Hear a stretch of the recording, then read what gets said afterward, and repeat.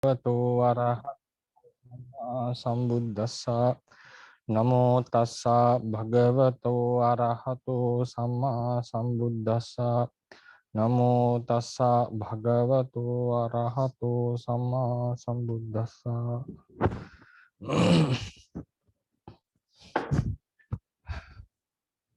Good morning, everyone. Today also we'll be discussing about some natures that can be located in between the ultimacy and the concepts. So in Buddhism, in Theravada tradition, when we say concepts, now for instance, sometimes in the Western philosophy, when we say emotions, like love, anger, sometimes they recognize it as a concept. But when it comes to the Theravada tradition, we should know that exactly what a concept is. Concept is something that is synthesized by the mind, looking into the ultimate realities. It's like looking into the formation of the four great elements. We call this a table.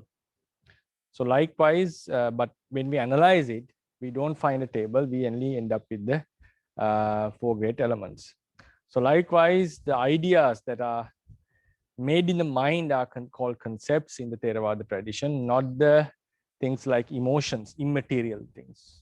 So in the tradition, we have realities which are material and immaterial.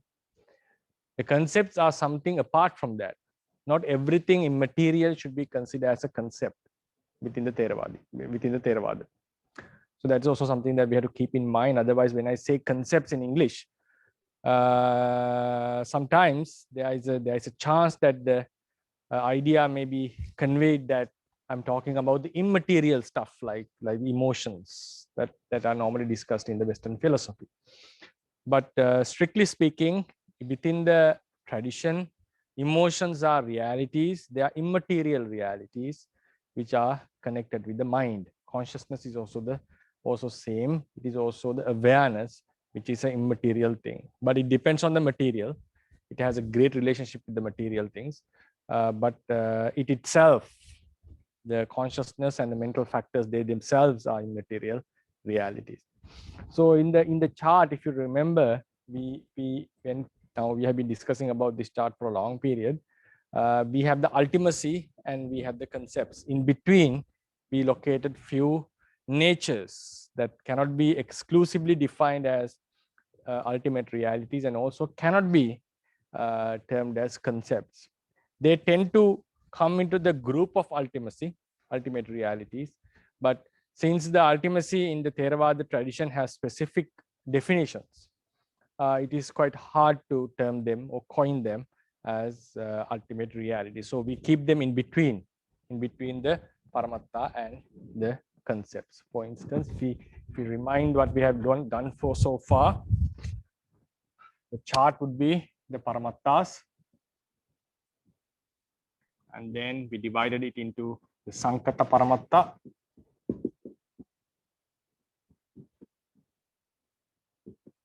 and Asankata Paramatta, unconditioned.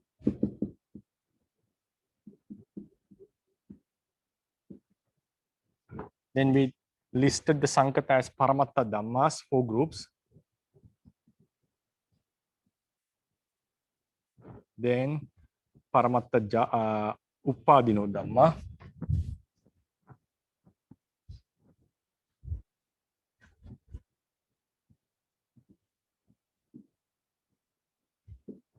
Then we had Paramatta Jatika.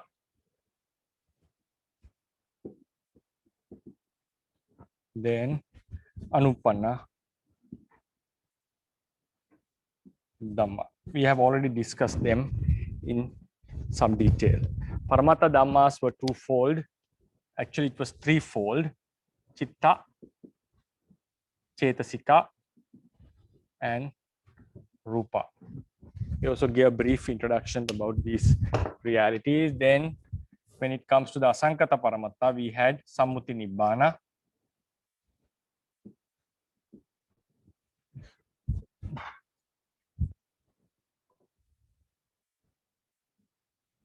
It is the release from the worldly suffering. Then we had Tadanga Nibbana, the release from the defilements, temporal release from the defilements by suppressing them. Then we had Vikambana Nibbana.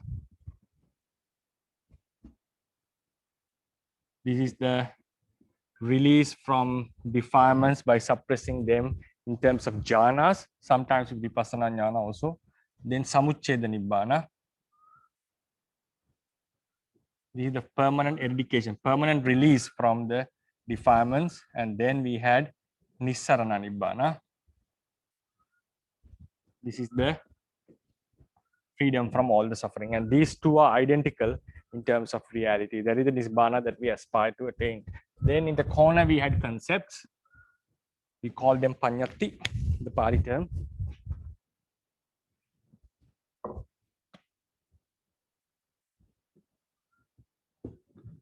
Panyati. We had three. Normally, we have twofold Panyati. Nama Panyati, the names, the naming. Then the Atta Panyati. I'll be discussing them at the end of this chapter. And then there is something called Saddha Panyati, while we listen to sounds, right? We'll be discussing about them later. Then in between, we had some certain natures that were not categorized either as Paramatta or Panyati, but they tend to come into the group of Paramatta. So that's why I separated them from a broken line. So we discussed about last time we discussed Anippanna Rupa. Anippanna Rupa means the material things that are not concretely produced by the four factors, four causes. There are four causes that produce the matter according to Theravada tradition. Kamma is a one factor. The chitta, the consciousness and the mental factors are another factor.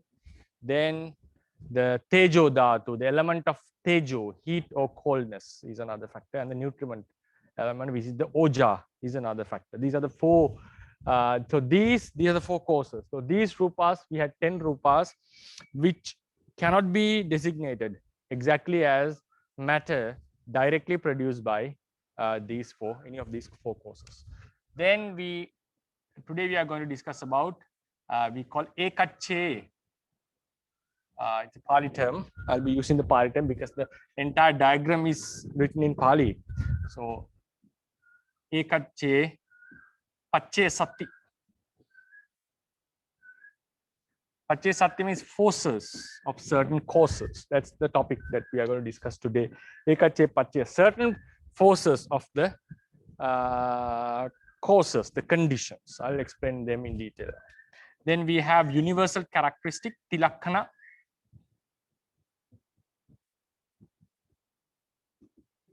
Tilakkana, I think most of you are aware. The characteristics of impermanence, the characteristic of suffering, and the non-selfness. Then we have another topic called Gati, which will be also an interesting topic to think about. So Gati, it can have few names. Then we come into a topic called Ajatakasa. Ajatakasa. Then we also discuss about the time, Kala. Time. So this is the space. Ajatakasa. So this will be our lesson. So we are here now. So we are here. So we'll have to cover all these, and then we'll end in this session of the courses. Actually, I was planning to end it at the end of May, but it seemed like the lectures took some time, as I was not supposing to explain them in detail, but I had to take few lectures to explain them. The idea of explaining them came in the middle of the session, because I found that some of the listeners are not very familiar with these terminologies and what they are. So I had to take few lectures to explain them. So that's why the number of lectures has increased now, but I'll be trying to cover them, all of them. So I'll be taking one lecture to cover all these points. And then we have another definition called Dhamma and Dhammatha. So we normally write them Dhamma and Dhammata. So under this Dhammata, we have five. We have five Dhammatas. So I'll be explaining them in one lecture what they are, not the Dhammas, Dhammatas. So then we are, when we finish all these topics, we are done with the ultimacy of the Theravada tradition. So these Dhammata are called laws of the Theravada tradition, like the niyamas we call in Pali, the law of the karma, the law of the weather conditions and so forth. I will not be going in detail, but giving an introduction what they are.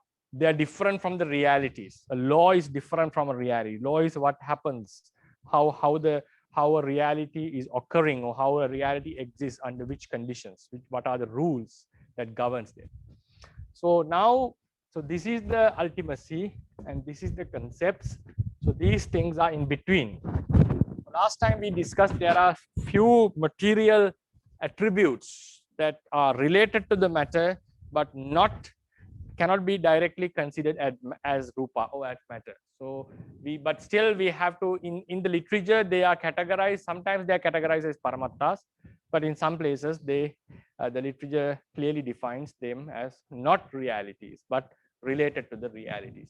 Now we are talking about this ekacche pacche sati. Ekacche pacche sati. So ekacche means some, certain. Pachya means the condition. Sati is the force. Sati is the force. So if I erase this part, which is about the unconditioned realities. So if we define this term, ekacche, certain or some, not all. Pachya is pachya is condition or cause. Sati is force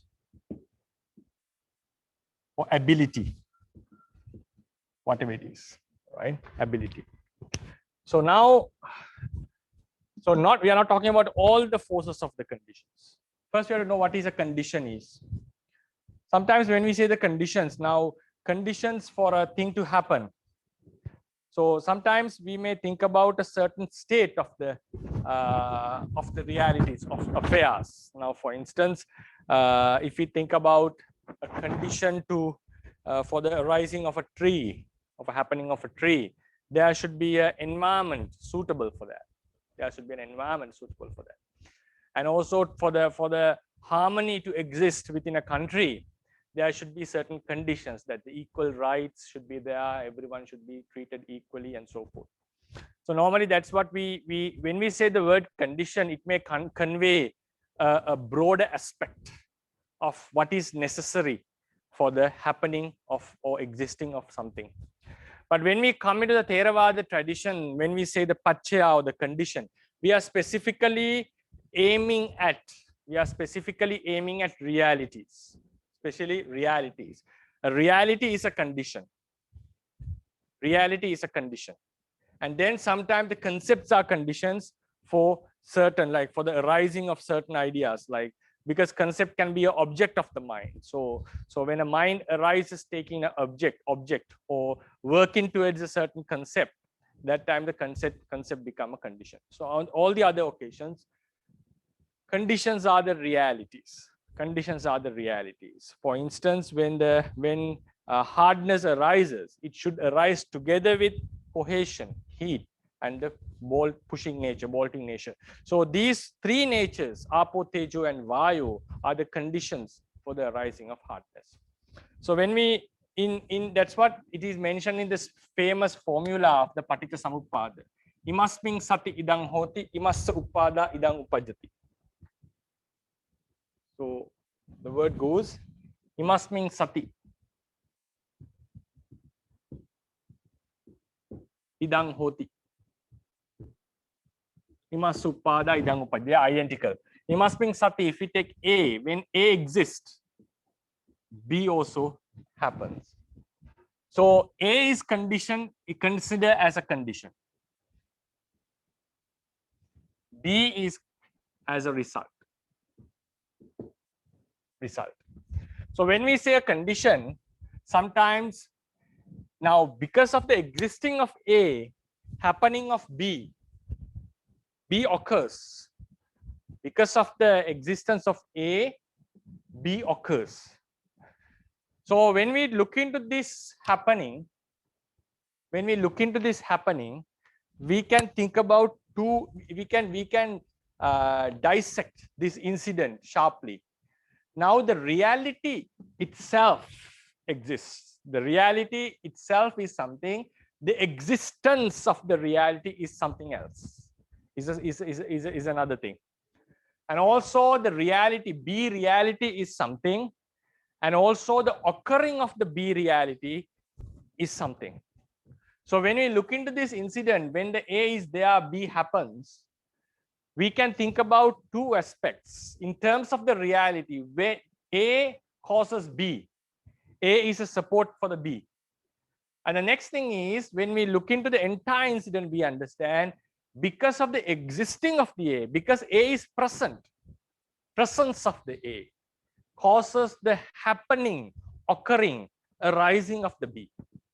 For that, we need to think like normally we tend not to think in such ways in our day-to-day lives, but when we study the Theravada Buddhism, this is something that is very necessary, or it's very imperative to understand these two. When we come into the Tilakkana also, this aspect will be next week. I'll be elaborating it again. For instance, when we think about A happens and A passes away and A exists. So happening of A, arising of A from non-existent to existence. So, and passing away of A from existence to non-existence. These are not identical with the reality. These are not identical with the reality. Happening, arising, and the reality are two things. For instance, arising of a reality and the reality itself are not the same according to the Theravadians, are not the same.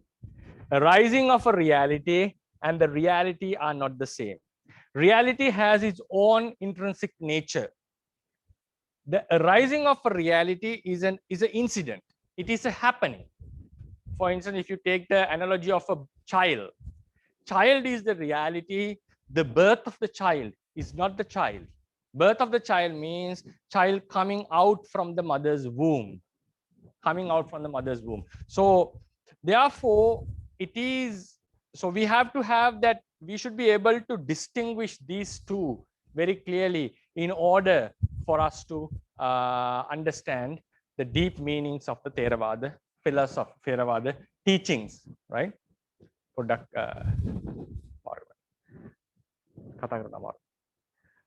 So these are two things that we have to clearly define. So the reality is one thing, and the arising of the reality or existing of the reality or the passing away of the reality are different. So that is very, very important. So when we talk about this happening, because of A, B occurs. Because of A, B occurs. A is the condition. And also we can say the existence of the A is also a condition. So these are two things. A is a condition. The existing of A is a condition. And sometimes we may say B is the result. The happening of the B is the result. So these are completely four topics that I'm talking.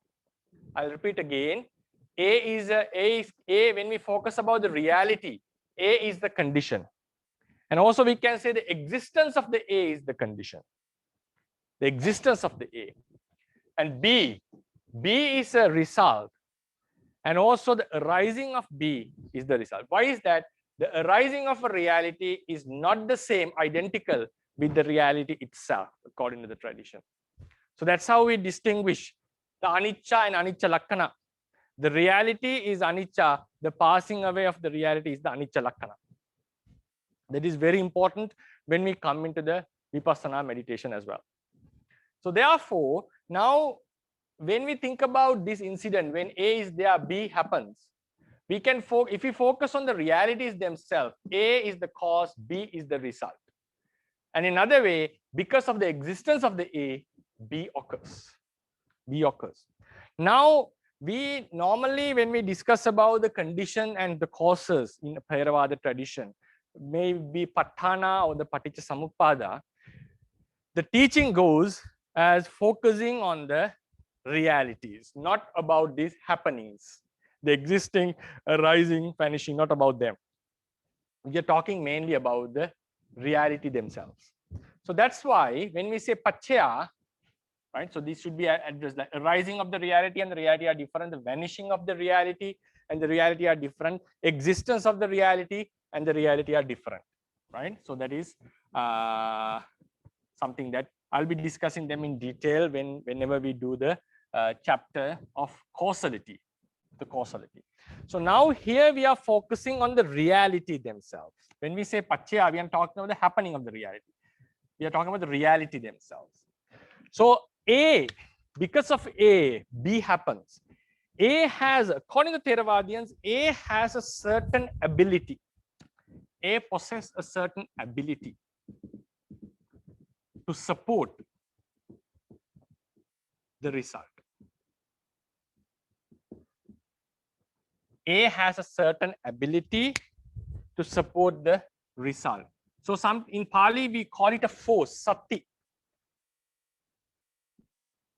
Sati. We can also call it, yeah, it's better to call it the force, right? Paccaya force.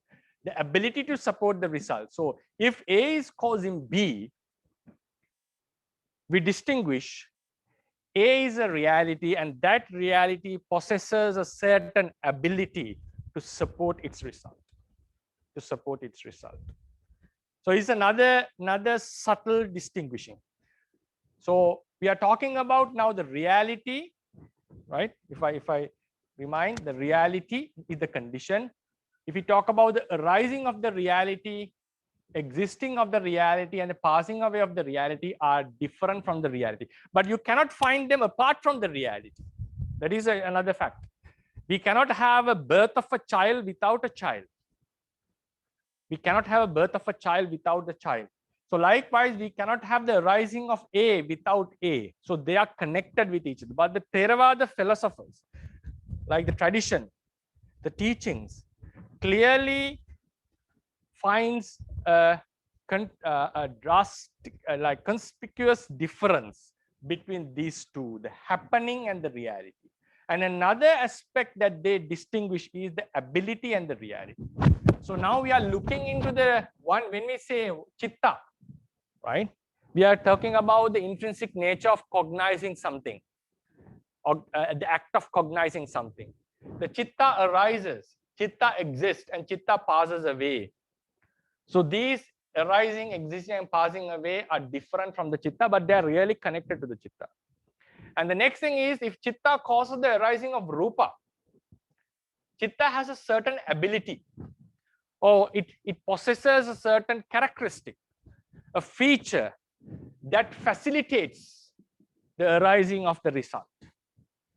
That feature embodied in this reality, found within the reality, it is already inbuilt. That inbuilt quality of the reality is called the Paccaya Sati. Is the Paccaya Sati. Its ability to support the result is called Paccaya Sati. Paccaya is the condition. So A is a condition because if it supports the B, if it supports B for the arising of B, A is a condition. So B is the result. A has its arising, existing, and passing away. Just forget about that. And A also has the ability to support B. That ability, if A is a Paccaya, condition is Paccaya.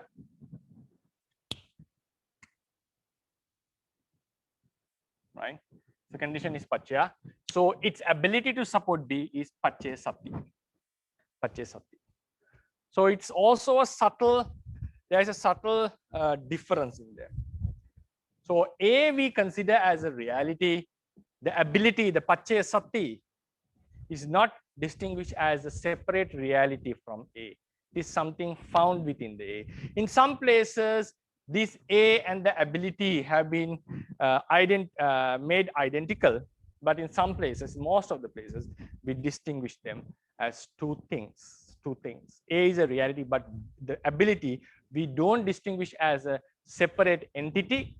We call it something related to the reality, something connected to the reality, something that cannot be found apart from the reality. It means if the reality was not there, you will not be able to find that ability. Now this is the explanation of Paccaya and the Paccaya Satti. Right? Condition is the Paccaya, its ability to support the force, support the result is the Paccaya Satti. So normally the Paccaya and the Paccaya Satti are found together. Now when the Paccaya passes away, Paccaya Satti also vanishes. So that is the normal explanation. So in that case, we can see all the Paccaya Sattis can be put here.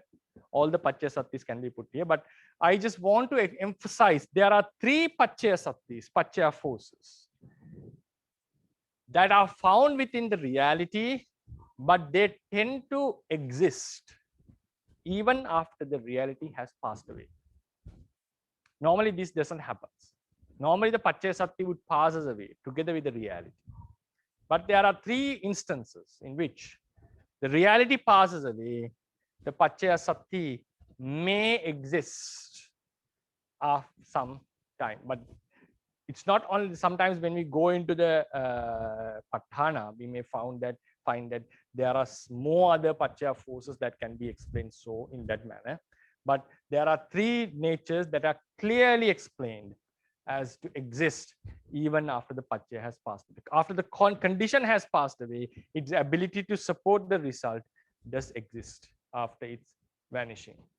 So therefore, I'll be focusing on these three Paccaya forces, which I have already written in the handout, last week's handout. The same handout will be used.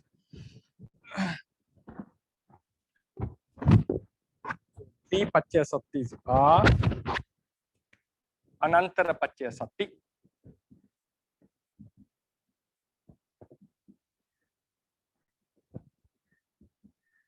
then we have Asevana Paccaya Satti,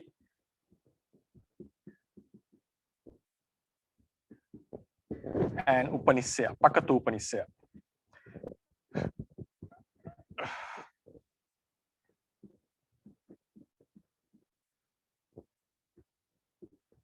Pakatu Upanissaya, Paccaya Satti.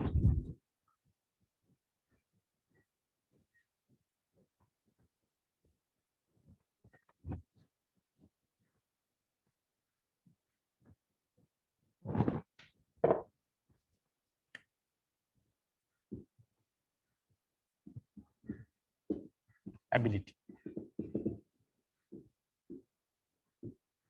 Support the result.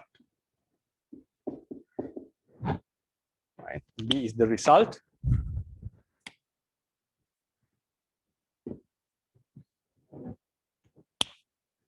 Now, the Anantara Paccaya Satti.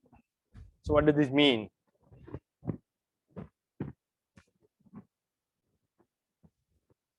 So normally we know, according to the tradition, the mind exists in a stream as a stream.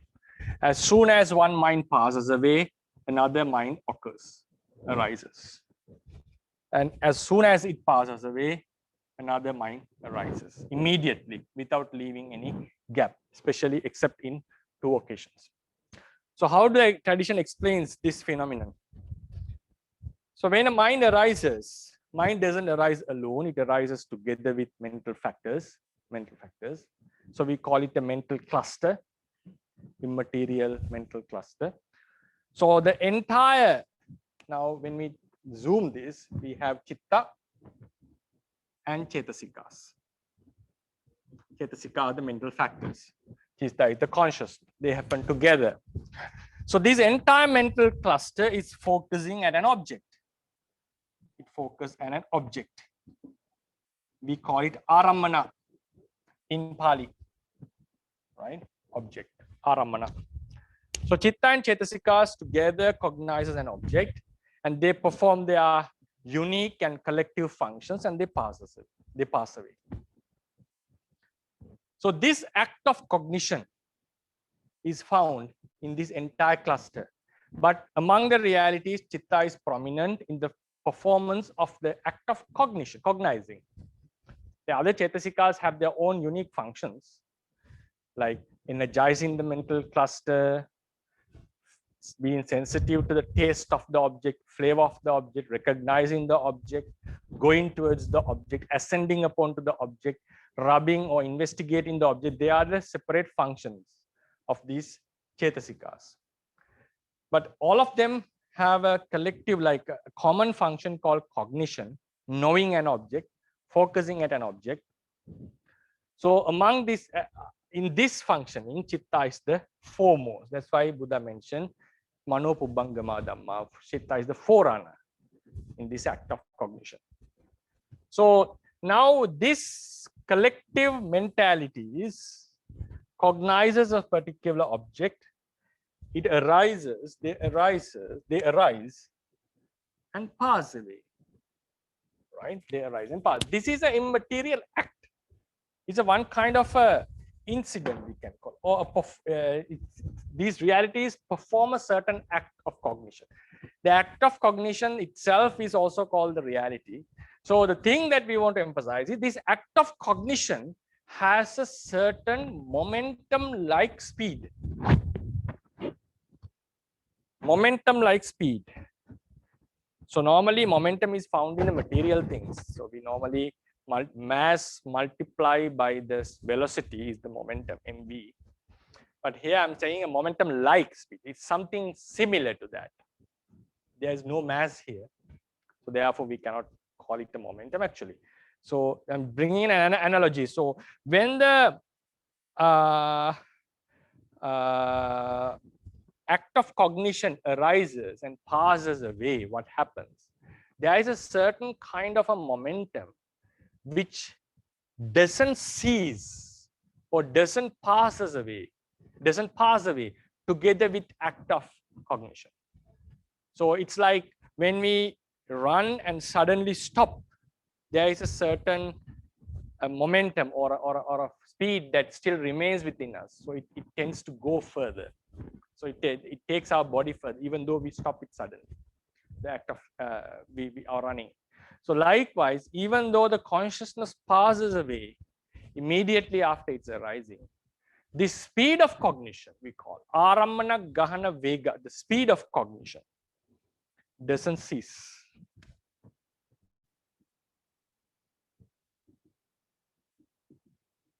So I gave it a momentum like speed of cognition. This speed of cognition remains even after the consciousness has passed away. The consciousness passes away. This act of cognition, the speed of cognition, remains even after the passing away of the consciousness. So this speed is the reason, is the cause for the arising of another consciousness. It ceases only after. It ceases only after causing the arising of another similar act. What is the similar act? This speed of cognition was found within the act of cognition, cognizing. So the act passes away, the action passes away, the cognition, the speed remains, and it causes the happening of another similar act. Similar act means an act of cognizing an object. So this speed causes for the arising of another act of cognition. It means it causes the arising of another chitta and cetasika. And this mental factors also, mental clusters passes away, and its cognition, its speed will cause the arising of another mental cluster. So likewise, even though I drew it with a gap, according to tradition, there is no gap for the to convey the idea. I drew this, but there is no gap between these two, according to the tradition. So as soon as it passes away, this momentum doesn't completely ceases, it causes the arising of another consciousness. We normally doesn't recognize a gap between two chittas. So it's very difficult to understand in terms of logic how if there is no gap, how this cognition exists even after the passing away of the chitta. But that's how some teachers have explained this cognition, speed of cognition doesn't ceases as together with the consciousness. It causes the arising of another consciousness. Maybe it can be found like if, for example, if we draw it like without any gap. So as soon as it passes away, another consciousness arises, right? But the speed of cognition, right, still exists. So it passes away together with the it ceases, having caused the arising of another consciousness. So likewise, so the thing is, this speed is the ability. This speed of the consciousness is the ability of the mental cluster to the happening of a reality.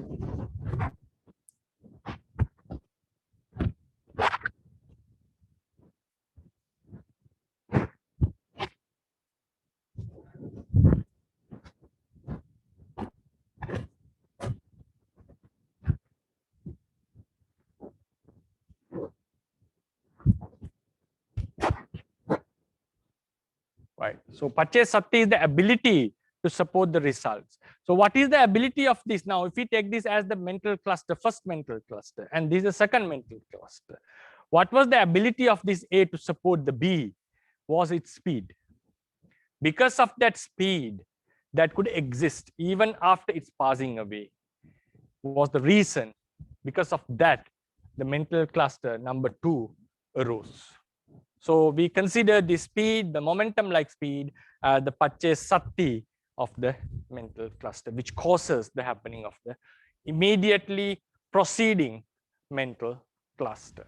So why? So therefore, this momentum like speed does exist apart from the reality as well. So therefore, we recognize it as something that exists, but we don't coin it as a ultimate reality because it doesn't have the characteristics to be called a reality like Chitta, Chetasik and Rupa, right? So that's the first explanation. Then we go to the Asevana Paccaya Sati. Asevana Paccaya Sati is also similar, but it is found in some specific chittas. Like, so in the mind stream, normally, we have certain consciousness which are called Javana Chittas.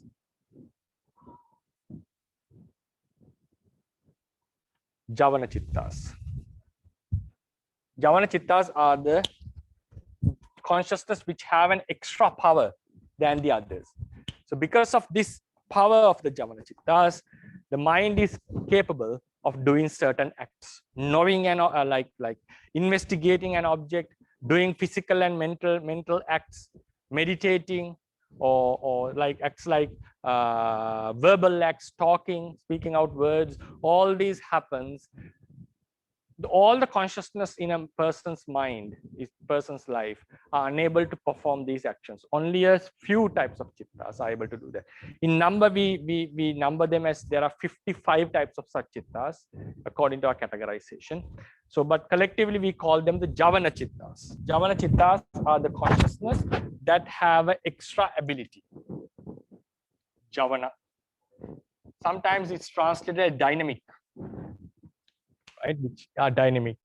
So what happens is, now normally every consciousness is produced by the speed of the cognition of the previous consciousness. Every mental cluster is produced by the speed of cognition of the previous immediately preceding mental cluster. Now in this mental stream, in some occasions, when the stream goes, there are in some places there appears certain powerful mental states, mental clusters. They have some extra force or ability than the normal mental clusters. So we call them the Javana mentalities. So because of their extra speed, we are able to do certain acts, physical, mental, and verbal acts. So now this, what happens is, even in these mental clusters, other than the speed of cognition is found in every consciousness, and it's supposed the rising of the immediately preceding consciousness. Apart from that, there is a speed we call the Javana speed, extra speed, Javana speed.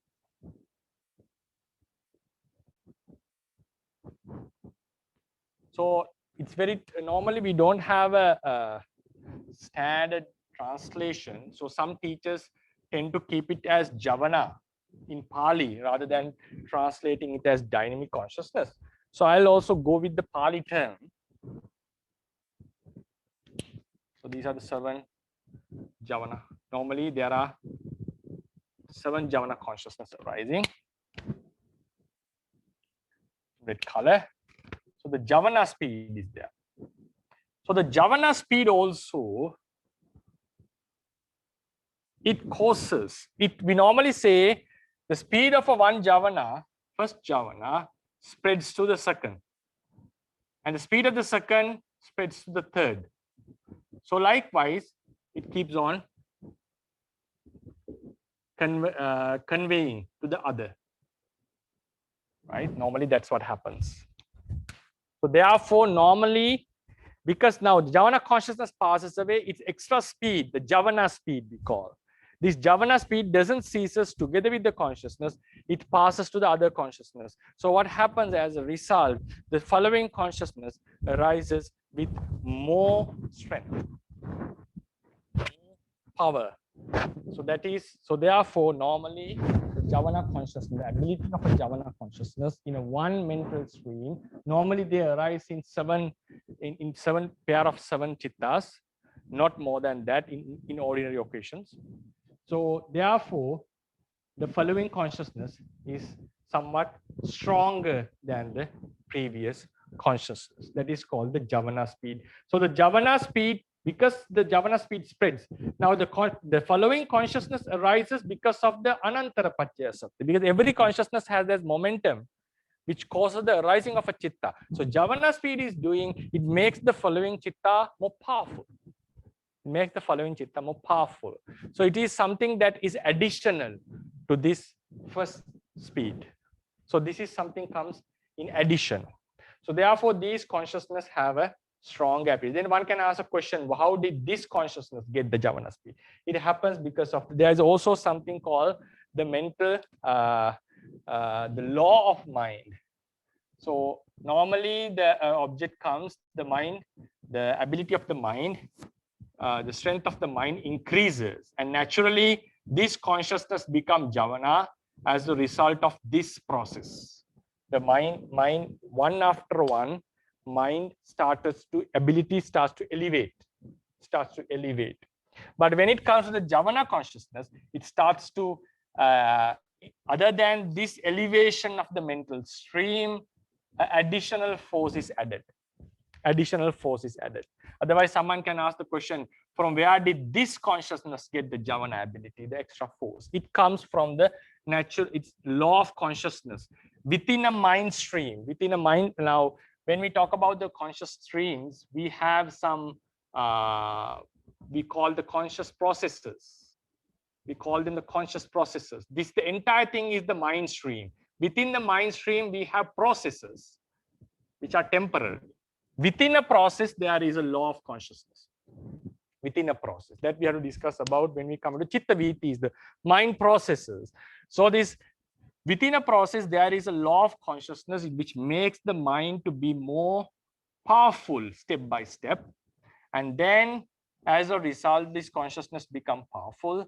And then this process goes on. At the same time, the following consciousnesses get an additional power, which is called the Javana speed.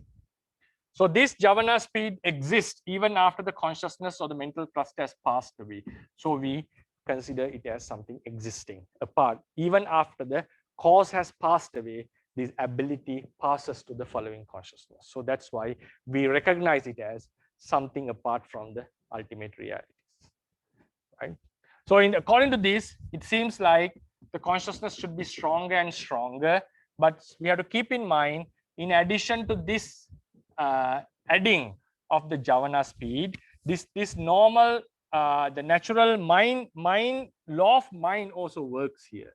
According to the law of mind, after the consciousness comes into number 4, the mind of the speed of the mental process. So there are three things actually. Every consciousness passes the speed to the following consciousness, so it arises. Then in the Javana consciousness, there is something called an additional speed, which makes the following consciousness stronger. And within a mental process, not the mental stream, within the mental process, there is a law of mind, which makes the consciousness stronger step by step, one after another. But that process starts to drop down after the 4th Javana consciousness as a law. So what happens, even though the number 4 consciousness, now number 1 consciousness adds this to the number 2. At the same time, the mind process is in the increasing phase. So the number 2 Javana becomes stronger than the number 1 Javana. Number 3 becomes more stronger, and number 4 is the strongest. Why is that? The process, the increasing within the process is at the peak at the same time. So because this number 2 is more powerful than number 1, so the support it gives to the number 3 is higher than the support it got from number 1.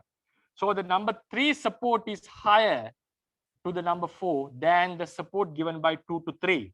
But what happens, it should be that the number 4 should give a more support to number 5. But what happens, as a law of impermanence, this process drops down.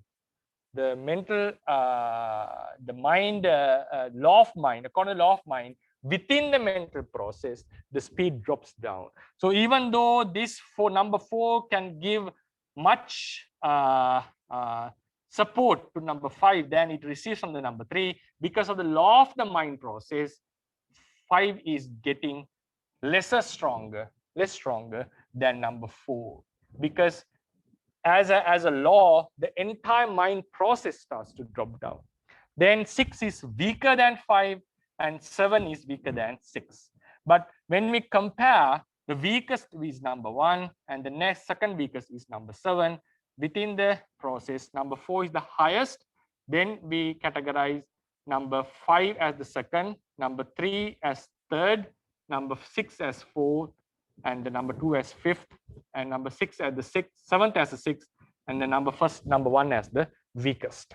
So that's how normally we categorize the strength of these chittas. So it drops down, and the 7th consciousness, the Javana speed of the 7th consciousness passes away together with the number 7 consciousness.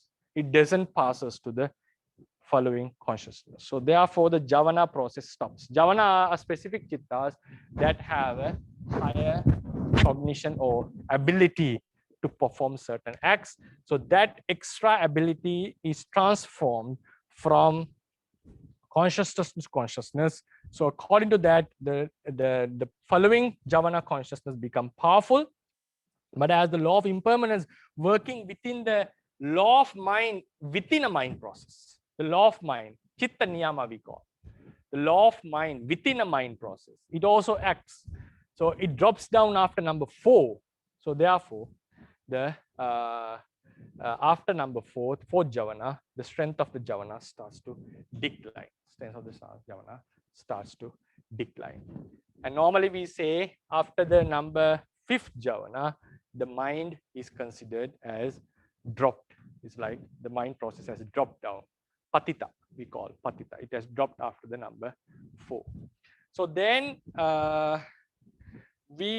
so what happens is asevana paccaya sati is the Javana speed that transforms from one mind to another.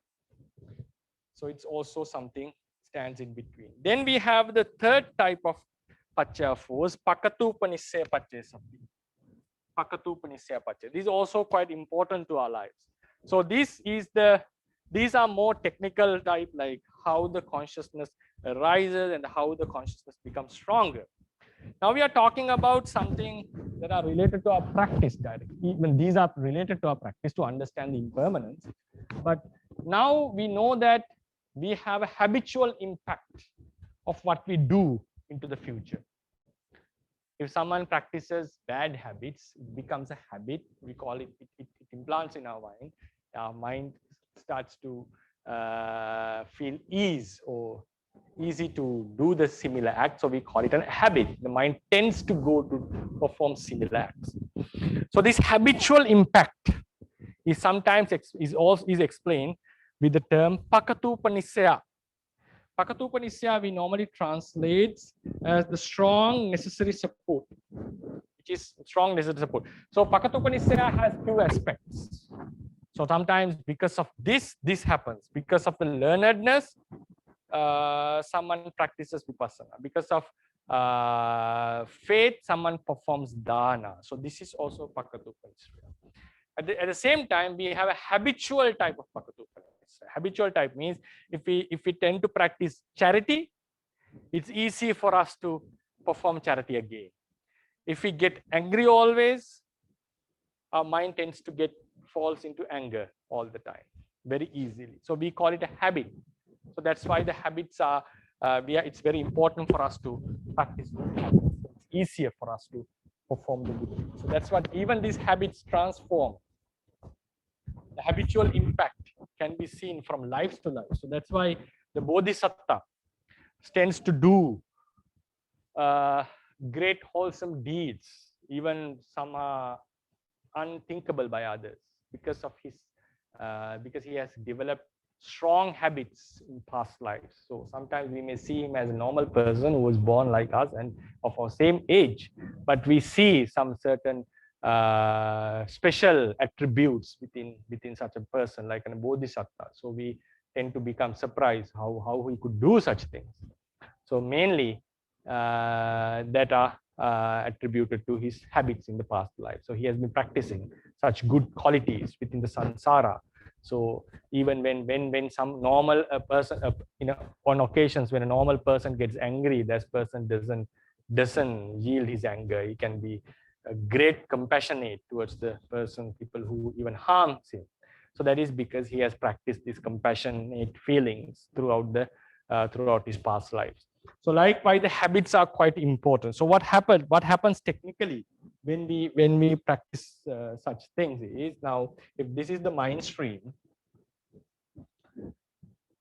so when we have a good habit, for example, good quality, so the consciousness passes away, it leaves a certain habitual impact within our mind stream, like the karma, but it is different from the karma.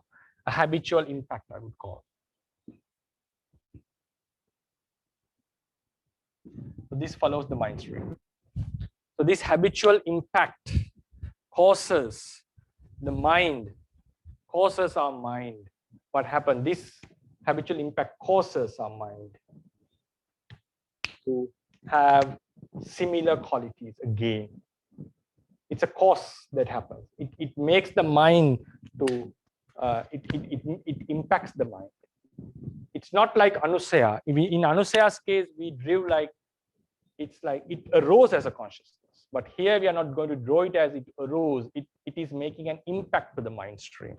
So because of that, our mind tends to have that similar qualities. Now, if this good quality was dana, metta, to practice loving kindness, it's very easy for a person to have that similar maitri, metta again. Why is that? Even though the previous act has happened some years ago or even some lives ago, so because of this force that remained within the mind stream, the mind tends to go into similar qualities. The same thing happens with the bad qualities. We know that King Ajatasattu killed his own father, who was a noble being, the King Bimbisara. It is also reported in Jataka story that he did the same act of killing his father, patricide, in a previous life, and the Bodhisattva was the one who consoled him in the end. So there was a habitual impact within his mind stream to kill his own father, because it's killing our parents means it's a huge decision. If you do it consciously, if you do it knowingly, there has to be lots of transgression of moral values if someone tends to kill their parents. So as he has done it before, so it was easier for him to take that step. That is the danger of practicing bad habits, because the first time we do it, we all know that when we try to do it for the second time, it becomes easier than the first occasion. So likewise, a person may kill someone in a war. The first killing was something really, it makes a huge impact into his mind. The decision was sometimes taken very difficultly, but after he has used that, he had get used to that act, it becomes something very natural. So likewise, the same thing happens with the good habits. If we practice the good habits, very naturally tend to have that similar feeling, similar qualities. If someone is supportive to others, have practiced giving dana, whenever see a person with suffering or a beggar, naturally the tendency comes to give. That is because of the habits. So if we have done it for now, sometimes within this life, the habits can be habits could manifest very easily, but to make an impact to the samsara, this is necessary that we keep on practicing these good habits again and again.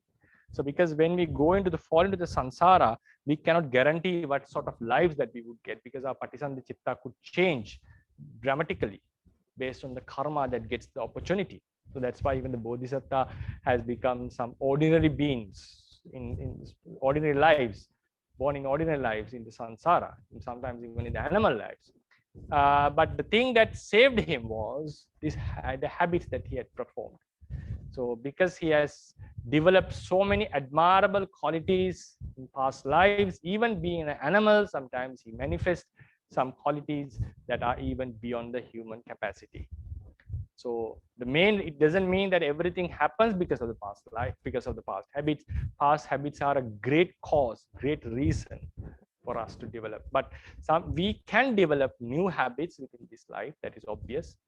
So when we have the opportunity to develop good habits, what we have to do is to keep on grabbing this opportunity and developing on this. Like we have to take the opportunity and develop as much as possible. That's what I saw from my teacher, Venerable Aryadhamma Mahatera, when he got the opportunity in this human life. He didn't give up that. He even practiced the entire life, even each and every second in his life was used to develop good habits throughout his monk life, because that is the security that you can get for the samsara. So therefore, this habitual impact also remains within the mind stream after good or bad qualities has been done, and they cause the arising of similar qualities. At the same time, when a consciousness takes an object, a certain object very strongly, like an attractive object, or we cognize, we understand something very deeply, or we get attached to some object, that also leaves a certain impact within the mind stream. And our mind tends to go to that object again and again, to that similar object. That is also attributed this Pakatupanisya. So mental clusters leave a certain force within the mind stream, which causes for the arising of similar qualities at the same time, to take for the mind to go into similar objects. So we have two aspects of this. So these all three, what we have discussed so far, are forces of the conditions. They are different from the condition. Condition is one thing, its ability is different. So when this consciousness causes this consciousness, now this is the cause, this is the effect. What was its ability to make this happen? That was this energy that was left behind. The impact that was left behind causes the arising of this consciousness. So therefore, this is the paccaya force. So these paccaya forces, the speed of cognition, the javana speed, the habitual impact, all remains in the mind stream, or all can be found even after their cause, the reality they belong to, have passed away. So therefore, we do recognize them as existing in one form, but we, in the Theravada tradition, we don't put them into the category of the realities. But one can ask the question, can't we call them the Paramatta Jatikas? Can't we call them the Paramatta Jatikas? So here, personally, I see a difference when we call the Paramatta Jatikas. It was the Kamma force that arose as a vipaka. It was the latent tendency that arose as a defilement. But here they are causing. It's not the force is arising as a reality. It causes the arising of a consciousness. This cognition speed causes the arising of another consciousness. This Javana speed spreads to another consciousness. So I see a slight difference in them. That's why they were categorized as a separate, in the separate group, in between the concepts and the ultimate realities, but they tend to manifest attributes of realities. Yeah, so this will be the lecture, and so what we have to, the takeaways are, so there are certain conditions and their ability to support the result in these occasions can exist even after the condition and passed away. So condition is a reality. This ability should not be considered as a separate reality, and it should not, is not a synthesized object of the mind. It is something that exists. So we have to count them, we have to discuss about them when we talk about the ultimacy in, or in general sense, overall sense. So that will be topic. And for us to practice, to our practice, what we have to do is to develop good qualities as much as possible, so they leave a habitual impact in our mind stream, and they cause us for the arising of similar good qualities. And also we have to be very careful not to develop negative bad emotions or qualities, because like what happened to Ajatasattu, we may not be able to do such strong things in this life, but they can cause for the for dangerous acts to happen in future lives. So this will be the lecture. So yeah, so you are, I'll open the forum to have a Q&A session. Thank you, Bante. Sadhu, sadhu, sadhu. So hello, everyone. If you have any questions, please put your question in the chat box, or you can raise your hand and we can help you with that. Good morning, Bante. So I have a, see, the first question is short question. So here you mentioned the three Paccaya, and one of them is the Anantara. It relates to the Anantara Paccaya. So yes, does that mean that we also included the Samanantara Paccaya, Bante?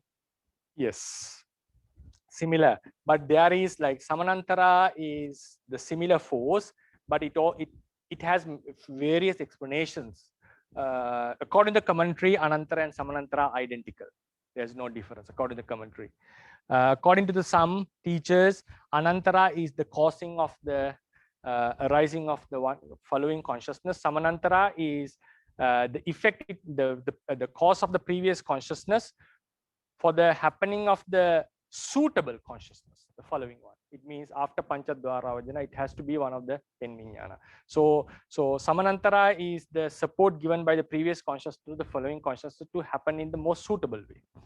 Then according to some teachers like Ledi Sayadaw, Samanantara means the Anantara supports the following consciousness to happen. Samanantara makes it to happen without leaving any gap.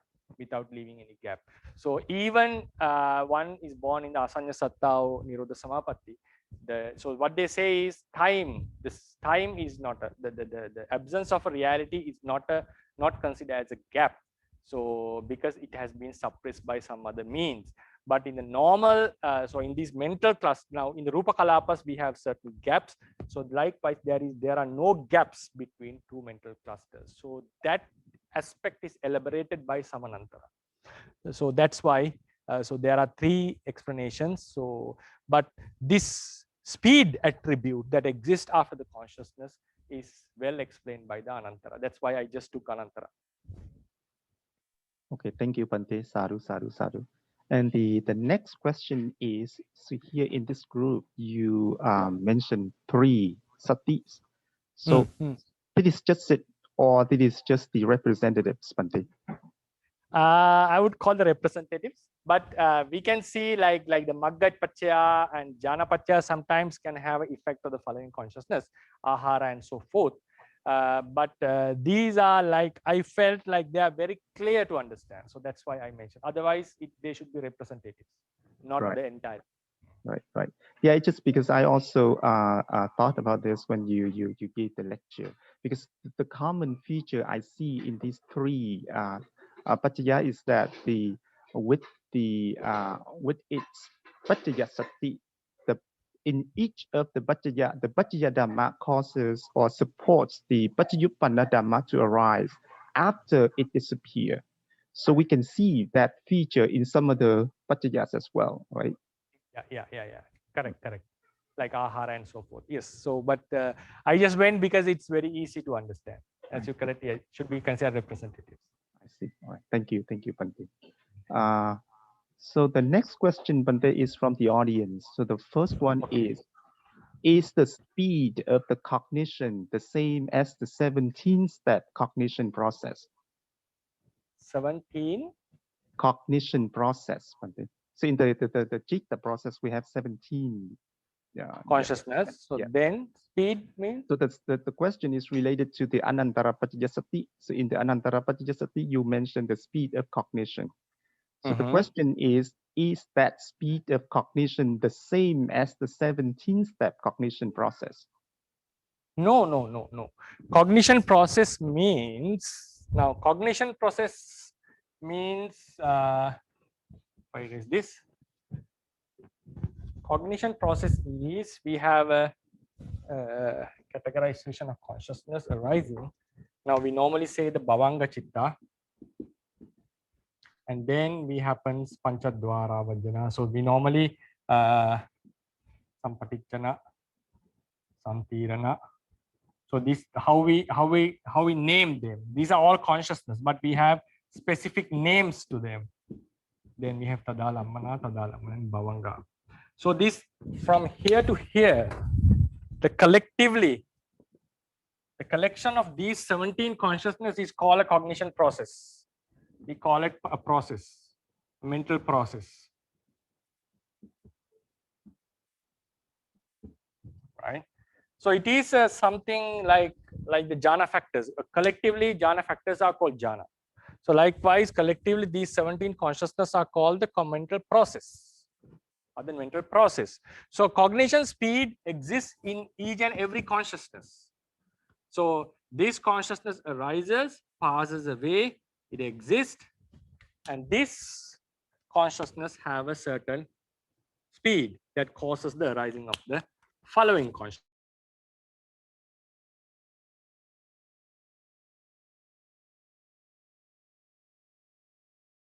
So likewise, it keeps on going. A mental process is something different. So cognition speed of cognition is found in every chitta. A mental process means a collection of the consciousness. They are not identical. But within the mental process also there is a speed. Within the mental process also there is a certain, rather than saying a speed, it causes the consciousness to happen with more cognitive ability. So it's quite hard to express what it is, but there is a increasement of the abilities. So within the process also we call it chitta vega. That's similar. The terms will be a little bit similar. So what the teachers are saying, some teachers are saying, so this process increases and the fourth jhana it starts to drop down. That's a different kind of speed going on. And what we are talking here is each and every consciousness have a certain speed that causes the happening of the following consciousness. Okay, thank you, Bante. Sadhu, sadhu, sadhu. And the next question is, when the Bodhisattva was reborn as an animal, wasn't it the vow he made to do so, not by his karma? It's like this. In some occasions, Yeah, we normally know that a bodhisattva mm, has a tendency or a liking to be in whatever life, regardless of the pleasures of that life, to serve others, to fulfill his paramis. If his paramis can be fulfilled being an animal, he's ready for that. We can call it a vow, but I'm not sure whether there was such a vow taken in the mentioned in the Theravada tradition. Some in other traditions they do have this vow, especially in the Vajrayana and so forth. In the Theravada tradition, I'm not aware of such a vow. And in the Theravadians doesn't speak much about this bodhisattva's practice. That's another reason. But it is recognized and it is highly appreciated. No doubt about that. Then what about whether did he come into the animal life because of this wanting? Not always. Not always. Sometimes he was born as an animal because of his akusala karma. Always one has to be born in the woeful realm because of akusala karma. But someone can born in the woeful realm because of his determination. It's true, because if we have a wish to be born in the woeful realm, because of that wish, one kind of akusala karma would come forth and give the rebirth. That is very easy, as it happens to Venerable Rahula and Venerable Rattapala. Venerable Rahula and Rattapala were two good friends in a past life, and both of them were associating good hermits, two hermits. They all had psychic powers. One was regularly going to the mansion of the Sakka, the god of the day, the king of the gods, and the other one was regularly associating the king of the serpents, the Naga. Both the realms had the luxuries, but the Naga realm was an animal realm, so they can never attain higher spiritual attainments. Deva realm was a different thing. So then the Venerable Rattapala actually associated the hermit who regularly went to the Sakka's realm, and the Rahula associated the one who went to the Naga realm. So both of them, whenever these two householders visited this hermit, they start to praise about the luxuries in this divine and the animal Naga realm. So their minds were inclined, and they were wishing to be to be born there. So what happened was both of them gave dana to the hermits. That was a very powerful dana, because the hermits had already had jhana and they had the psychic powers. So their offering was very powerful, and they wished to be born in those realms. So the Rattapala was born as the Sakka, as the story goes. Maybe the seat of the Sakka was empty, and the Naga realm seat was also empty, maybe. So then Venerable Rahula was born as a Naga, but he wished having done wholesome deeds. So it's impossible, according to the Theravada teachings, that one can be born in the animal realm because of a wholesome deed. So because of what has happened is, because he wished for that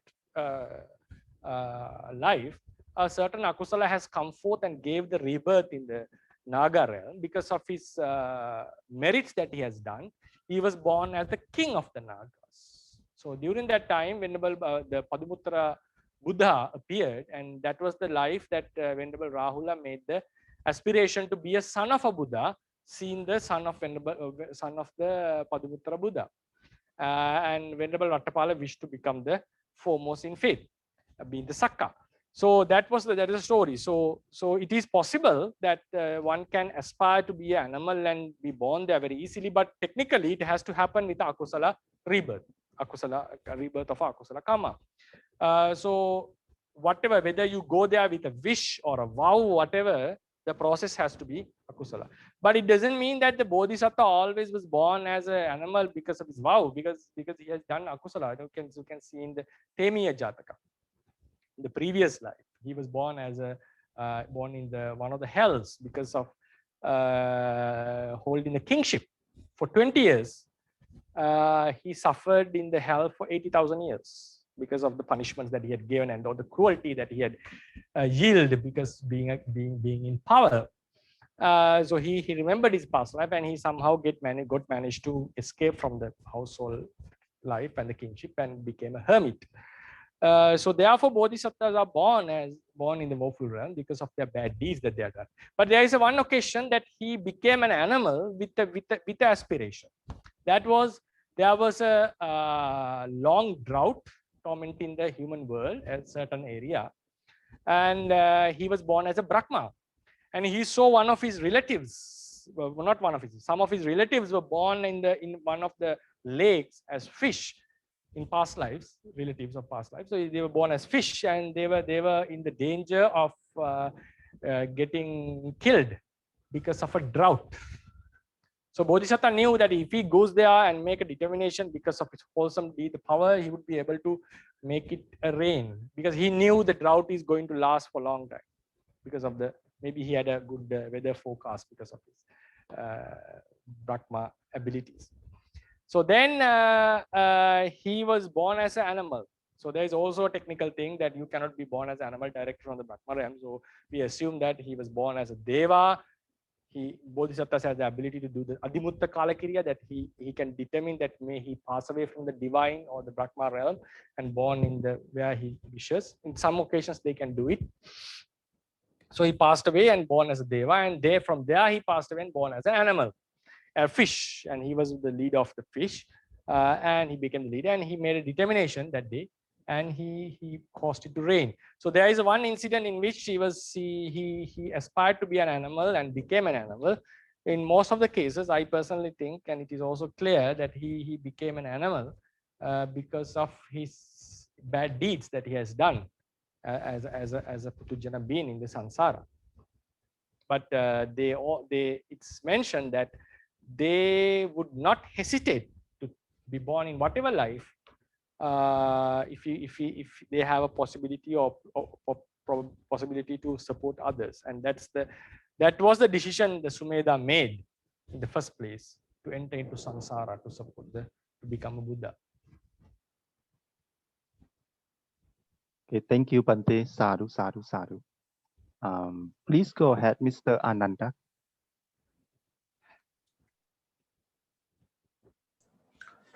Thank you, Ryan. So one question, when you mention the speed of the consciousness, yeah, I think the speed isn't it the same, Bante, for every chitta, because it's just 3 chittakshanas, right? Oh, one chitta, the speed of the consciousness is 1 chittakshana, correct? Is it the speed or the impact or the force, the strength of the mind can no. be When I said speed, it doesn't mean the speed doesn't mean the distance divided by time. The speed, like not the rising speed of the consciousness. Yeah, we can call it the the strength if we want. So that's why I say the momentum like speed, something like that. Momentum, right? Momentum like speed. So it's when we say, it's a good thing that you raise this question. Like when I say a certain chitta has a speed and the Javana chitta has an extra speed, it doesn't mean that they arise and pass away, not the frequency of the arising and passing away. Every chitta has a similar lifespan.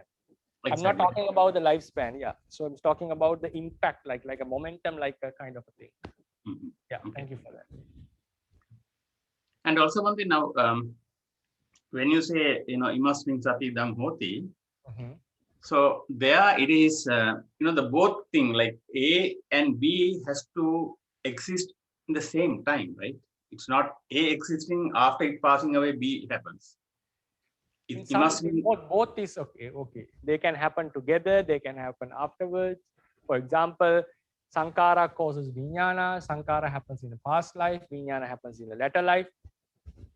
So for example, if we okay, now someone can ask, now Sankara has passed away, so how it can cause the Vijnana? So how, whether Sankara is existing at that time? Yes, so that is the karma force that is existing. So karma force. So in that case, when you say imasmin sati idam hoti, both has to exist. Yes, it has to exist in one way or another, maybe in a different form, or maybe its energy has to, or force has to exist. Yeah. It's like, Bante, I think when you have electricity, you have the light. The moment electricity goes, the light goes. So it's like that. What I have heard earlier is that it has to exist together.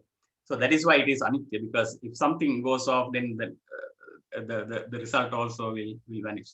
Is it Then that is another thing. Like, for example, according to Theravadis, now, as you said, is perfectly correct. Like, it has to exist when the other happens. Like the first consciousness passes away, the other one happens. So how do we manage to say that it must be sati idang hoti? Because the speed exists.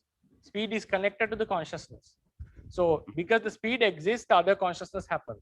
So as you said, when the karma produces the result, the karma force has to exist. So it causes the result. Yeah. It exists. So then in terms of the impermanence, like the Nirodhavara is different from this. It's not because the cause is not there, it passes away. No. A reality that has happened would naturally passes away, regardless of its causes. There is no necessary of a support of a cause or absence of a cause for reality to pass away. It is a natural thing. If something arises, it decays and passes away. There is no necessity of another ingredient for the decaying and passing away. So Nirodhavara means the Anupanna Nirodha. So when there the A is not present, B will not happen. B will not happen. It's not talking about the passing away of B because of the absence of A. So when it's also a very important thing. Thank you for raising this question. So when we say A causes B, when A is there, B is there. When A is not there, B is not there. This is the normal formula that we use in Paticcasamuppada. So only when A is present, B has to exist. As you said, they have to exist at that time, one way or another, at least as a force, like the karma force. And also here, the speed does exist when the other consciousness appears. So then the passing away of now this negative side of the Paticcasamuppada, we can think in two ways. One is when there is no A, B passes away. I'm sorry, Bhante. Another way is, I'm sorry, Bhante, but the angle of the camera, we don't see anything, Bhante. oh, sorry. Sorry.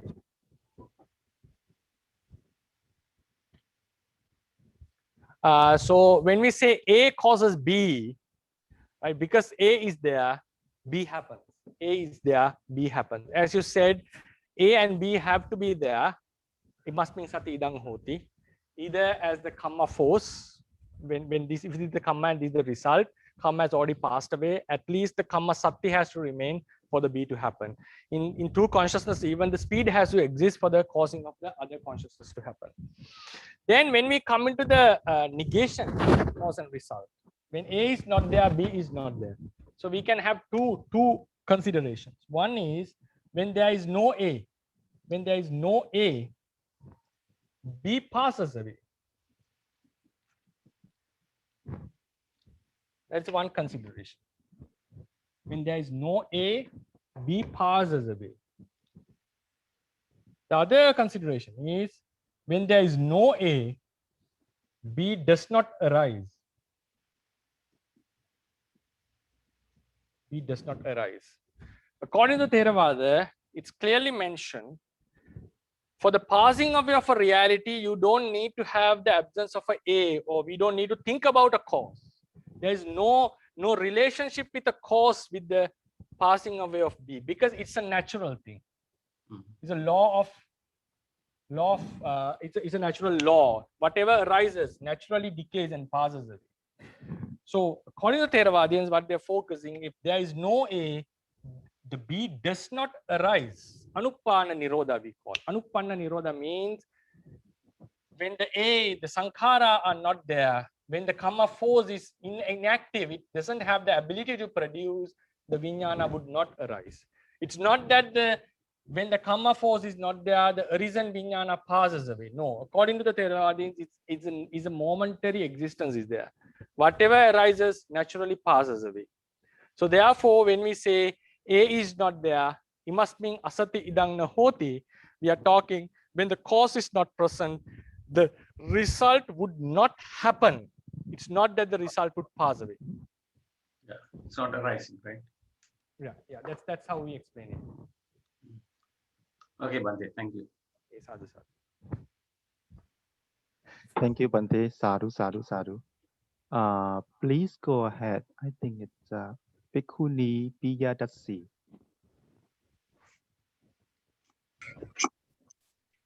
Good morning. Good morning, Sado. Sally, actually, this is Sally Piodas.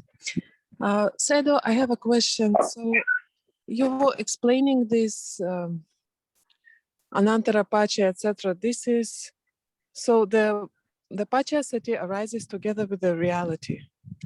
I wonder, what about Pachajata Pacha? Would that mean that Sati exists always, or before, or how?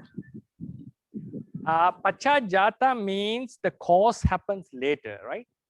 Right. The Pachopanna has occurred. So it is something for the supporting. The Chitta, the Rupa has already occurred. The Rupa has occurred already. So sometimes the consciousness also, now it also arises together. So we are talking about the consciousness which happened together, the Rupa. The consciousness which happened, now this is the arising of Rupa. This is the arising of, now this consciousness happens after the Rupa has occurred. So this consciousness which occurs later to the Rupa supports this Rupa. So this is the Pachajata. The cause has occurred later to the cause has occurred later to the Pachupanna, the effect. So this is the effect. So this is not Janaka, it's Upastambhaka. So therefore, in that sense, this Chitta has an ability to support the Rupa. That ability is the Paccaya Sati. They have the ability. That ability is explained as one kind of a strange, we call it in Sinhalese, we call it a very abut, like some kind of strange phenomenon. It's an ability of the consciousness. Even the I consciousness supports the entire Rupa. So it's the ability, or it's the the English word doesn't come to me. So the ability of the consciousness to support something which is even far away, like for example, the consciousness which arises here, that supports the entire body according to Abhidhamma. So this ability is within the consciousness, and it supports the Rupa that has occurred before the occurring of this consciousness. So the Pachajata Paccaya Sati passes away together with the consciousness. It passes away together with the consciousness. It arises, and when it passes away, the Paccaya Sati also passes away. It doesn't remain afterwards. While it is existing, it supports the Rupa which has occurred before it. So Pachajata means cause is Pachajata. Later happened. The cause has happened later to the effect, because effect has already occurred and the cause is supporting it. The cause is supporting. This is the cause. Is supporting an effect that has occurred before. The consciousness which arises together with this Rupa does not support. Only the consciousness that have occurred later would support. So that is how we normally explain the Pachajata Paccaya. Yeah. So it's like the trees, that trees have grown already. The rain which falls supports their growth, something like that.